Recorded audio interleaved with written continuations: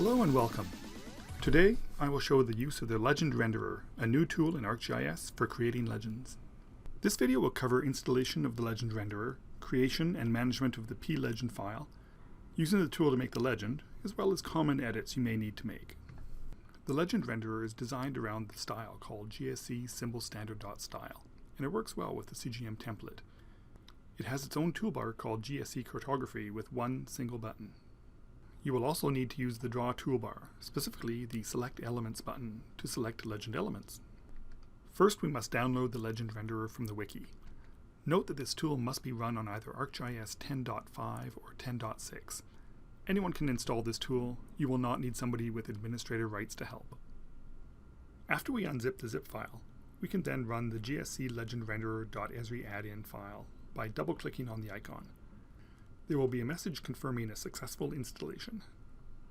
The legend table is the core of the Legend Renderer and can be any of the following file formats: a shapefile, a feature class in either a file or personal geodatabase, a table in either a file or personal geodatabase or in a DBF file, an Excel file, or any text file with some sort of separator such as a comma or tab separated file.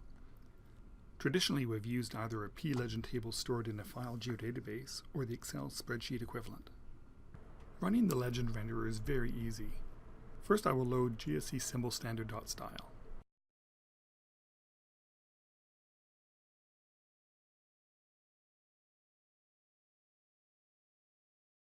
I like the legend table docked below the map, but your process may vary.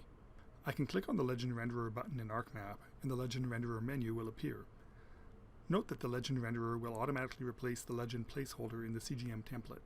Once a legend table is loaded in the Legend Renderer menu, the table structure will be checked and the various menu entries will automatically be set if the fields in the table conform to the table standard, seen in the Legend Renderer user guide. You can still use any table structure you like, but you will have to manually select the proper fields. At the bottom of the menu are two additional options. The first allows us to use a DEM background under unit boxes. The DEM background does not work with the unit split, unit parent, or unit child legend elements.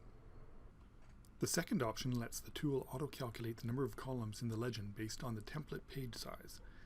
This option only works if the legend is being created in the CGM template.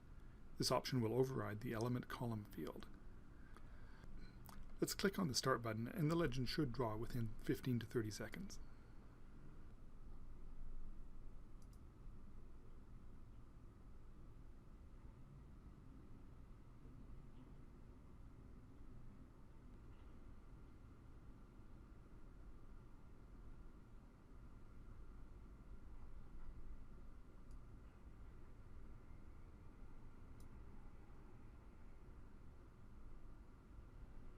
Let's have a look at the file geodatabase version of the legend table. We can ignore the object ID as we should never need to modify that field. The first field is the element field. This tells us the type of legend element that will be drawn, such as a note, a heading, a unit box, or a line. The help document shows all of the possible legend elements. The element field has a set of subtype values which will be substituted for the legend element names that we use, such as left bracket upper part, instead of the keyword L_bracket_U. The display of the subtype can be turned off by clicking on Table Options, Appearance, and then unchecking Display Coded Value Domain and Subtype Descriptions. The second field is called Style 1 and stores the symbol code for the feature you want to draw. Style 2 is also there if the legend entry requires a second symbol, such as the second side of a unit split element or the overlay element. Next are the Label 1 and Label 1 style fields. Label 1 holds the text that would appear in or adjacent to the legend element. For example, the unit abbreviation that would appear inside a unit box or the text that would appear on a unit break element. Similarly, Label 2 and Label 2 style are used for a second tier of legend elements. This includes Roman numerals used to show the generation number of some bedrock point features, or the second set of legend information for a unit split legend feature.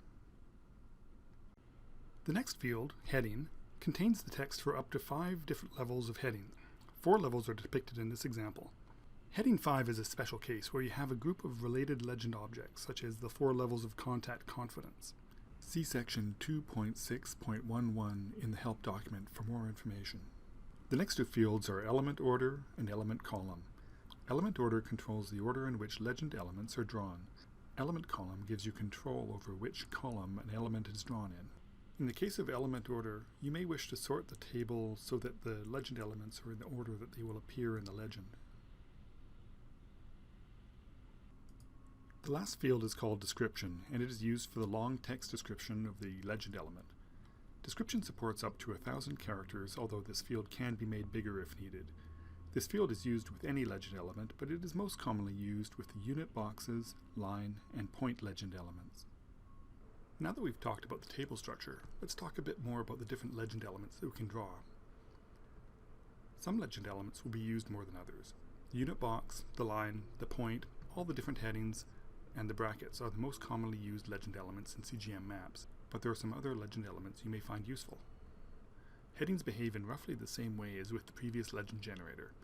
The first level, heading 1, is Arial bold at 9 points and is left justified. The second is Arial bold at 8 points and is automatically indented to half the width of a unit box. As you can see here, the text in the heading fields is automatically capitalized.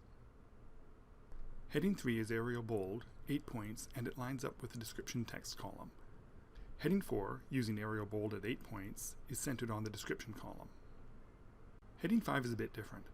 It's designed for use in a set of grouped legend elements such as defined, approximate, inferred, and concealed faults. The heading will be left justified on the text column, and the contacts that follow will be indented a little bit. The legend renderer knows that a group of legend elements is part of a header 5 because the heading field entries all match, as we can see here. Let's look at an example of using brackets. Brackets are usually used to delineate time, but have also been used to delineate terrains and probably other groupings. There are 5 main legend elements: L bracket L, known as the left bracket lower, L bracket U, known as the left bracket upper, R bracket L, the right bracket lower, and R bracket U, the right bracket upper. There is also anno bracket that allows you to put text on the bracket. The brackets will typically accompany unit box and header legend elements. We can place the upper bracket in the legend table just before where we want to start the bracket. The anno bracket comes next with its associated text. End the bracket with the lower legend element. In this case, the red color and missing text indicate that the MP unit is lacking a symbol in the Style 1 field and text in the description field. The unit box that appears to the right of the bracket, MP, has element column equal to 0. Lines can either follow a curve using the wave element, or they can be straight using the line element. There are 3 types of point legend elements. The first is the basic point CC, which will be used for symbols that don't require any rotation. The second is point CC45, used for planar point features. This will be rotated at a 45-degree angle and can have up to 2 pieces of text in the Label 1 and Label 2 fields.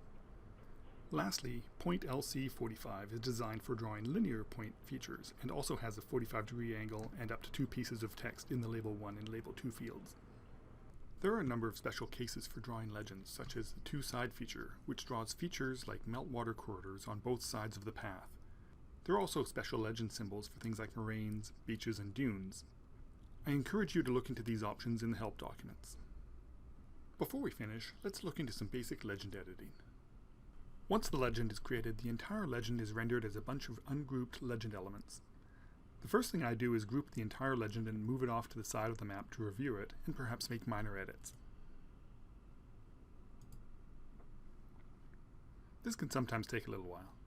Grouping in ArcGIS can happen recursively, meaning you can have a group within a larger group within a larger group. You may find it useful to group all of the contacts into one group, then all the thrust faults into another, and then group all of the lines together in another, and perhaps all of the legend elements into one big group. As always, use the Select Element tool in the Draw toolbar to select legend elements. Please email me if I've got anything wrong in this video, or if you have any video requests. I would love to hear some feedback to make these videos better. That's all for now. Thanks for watching.